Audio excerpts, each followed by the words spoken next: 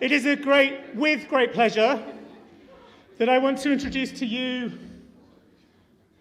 a very special artist. Her name is Mina Kupfermann. She is a fighter against anti-Semitism. A detail from her image is on the front of our next edited collection, our collective book. And she's going to talk to you for a moment about that piece of art. Mina, where are you? She also helped us hugely when we were building our website. Thank you, Mina. Thank you, David. Thank you for having me here. It's a great honour to be here. I'd like to start by showing you a short film about my painting, Witness.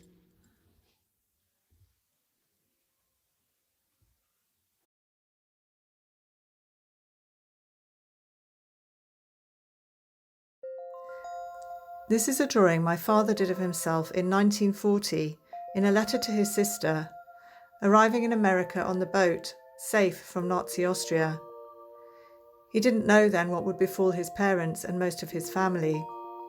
He was young and he hardly spoke English, but he was carrying a message from Europe.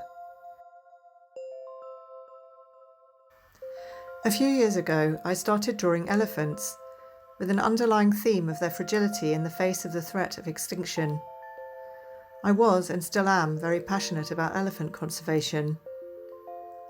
As I drew, I realised that I was identifying with the elephants through a kind of shared feeling of threat.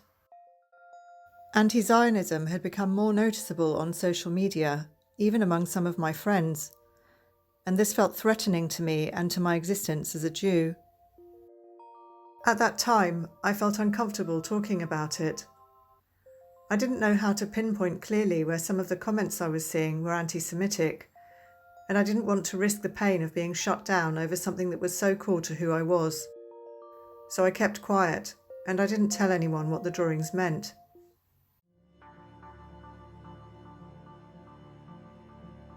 Fast forward a couple of years, and I could no longer keep silent.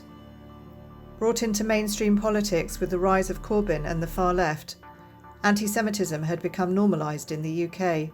All it needed was the platform of social media to grow so extreme that Holocaust denial and calls to kill Zionists were no longer only the domain of the far right. Jewish people were facing a mountain of hate.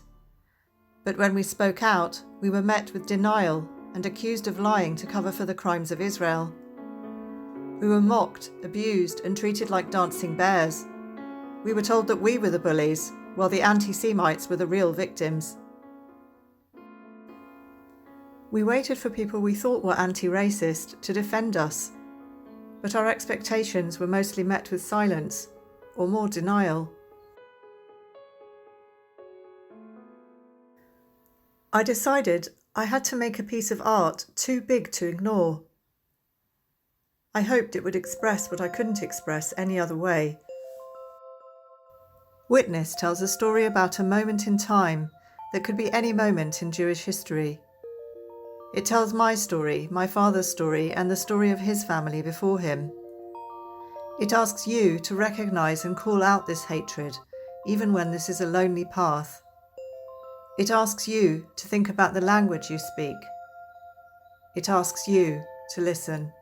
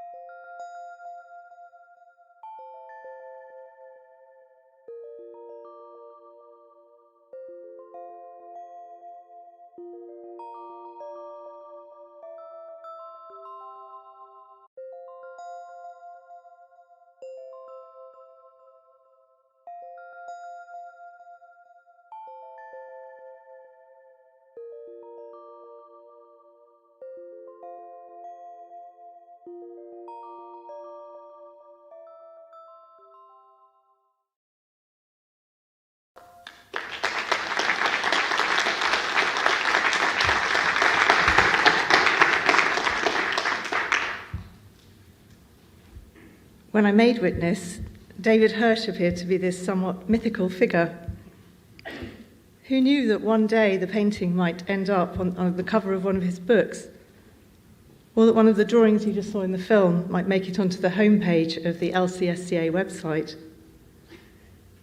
That drawing was made before I even knew there was this big family of people I would become part of. And I think its story speaks to this sense that all of us share, that we feel alone, and yet we are not alone. When I made Witness, I wanted people to listen to the story that has been told by every generation in our 3,000-year-old history. Surely in my generation, it would be different. And if it was not different back in 2019, surely it would be different in 2023.